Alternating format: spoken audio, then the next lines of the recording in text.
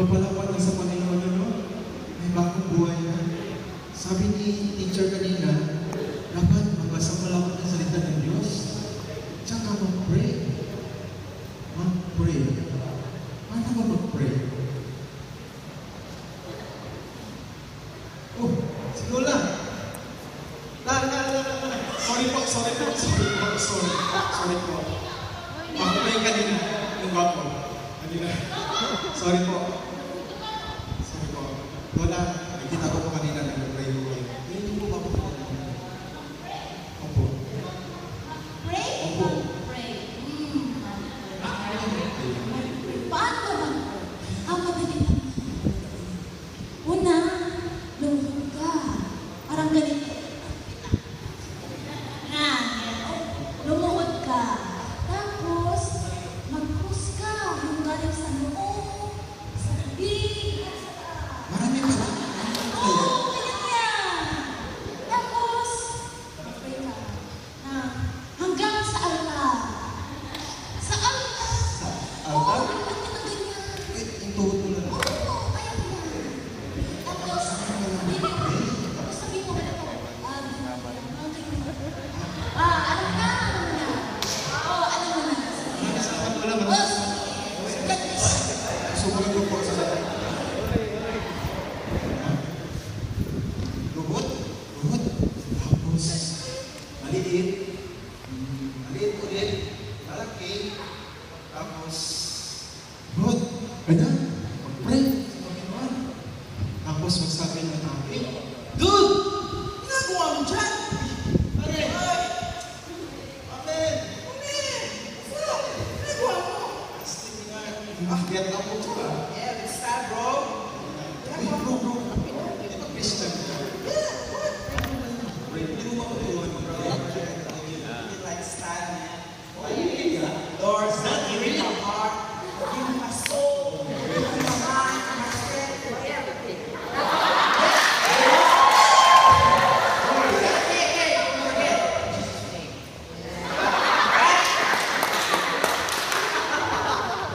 goodness. Give me that, bro.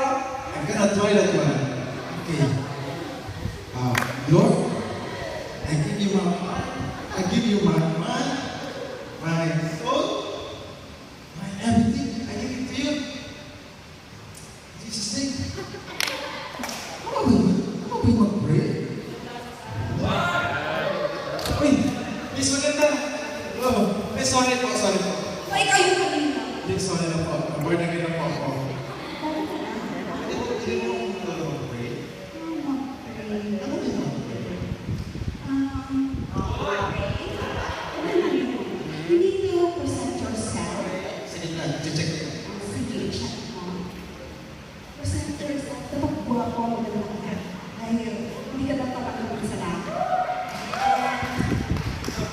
Dapat, yung prayer mo is short lang. Short lang. Yes. With sweetness. Ano yun? Sige, subukan mo na. Lord, thank you for everything. Thank you, Lord, for being so good. Jesus, amen. Sige lang. Tingin talaga. Kaya. Oh, tingin talaga. Kasi meron akong teaching na is maganda. Anong mga mag-pray? Subukan ka. Lord, thank you for your goodness. Amen.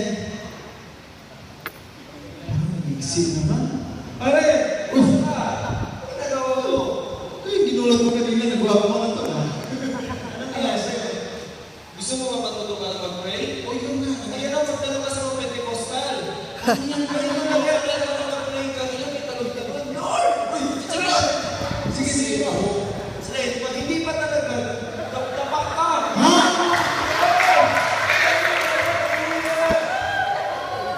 Oh, asal ka to. Tingnan mo, Pentecostal. Okay na. Sige. Sabunan ko. Lord! Thank you, Lord! Tapos, kumulang pa ito, ligid. Holy rollers lagi daw. Kaya ba experience? Words! Oh, words! Pray. Ikaw ba mag-pray? Mag-pray? Ano?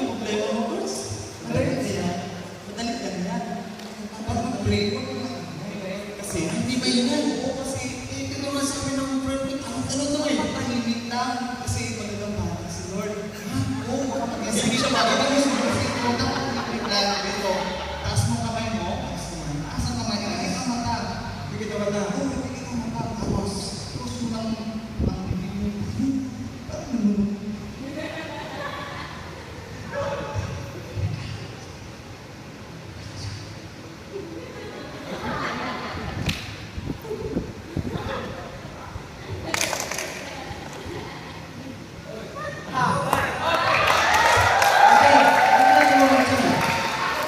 Dave!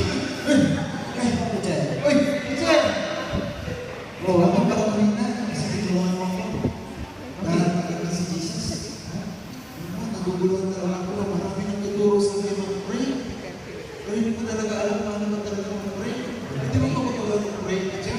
Sige, halika, upo muna tayo.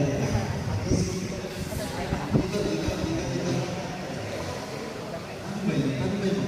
Alam mo, Dave, pag nagpa-pray ka sa Panginoon, parang tayo, nag-uusap lang tayo. So, kung ano yung laman ng puso mo, yun ang sasabihin mo sa Panginoon dahil ang Panginoon ay laging andyan para sa iyo. Para sa ating lahat, kasi lang tayo ng Panginoon.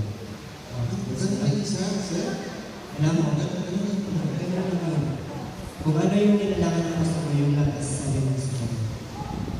Pwede ba kung magsabi ka pa Jesus? Ganun ka pa Jesus kasi si Lord, Papa ko. Oo, Ano talaga? ganun sabi.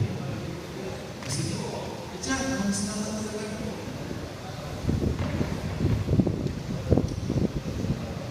Lord, nagpapasalamat po ako sa araw na ito. Marami po nagtuturo po sa akin mag-pray.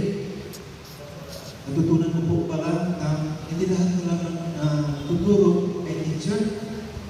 Bless po ako kasi meron po ako nakilala ng teacher, Teacher Albert. Nagturo po talaga sa akin mag-pray. Maraming salamat Panginoon. Kasi ngayon, marunong na po ako mag-pray. Katulad na nag-uusap po ako sa iyo. Ito po yung pananalangin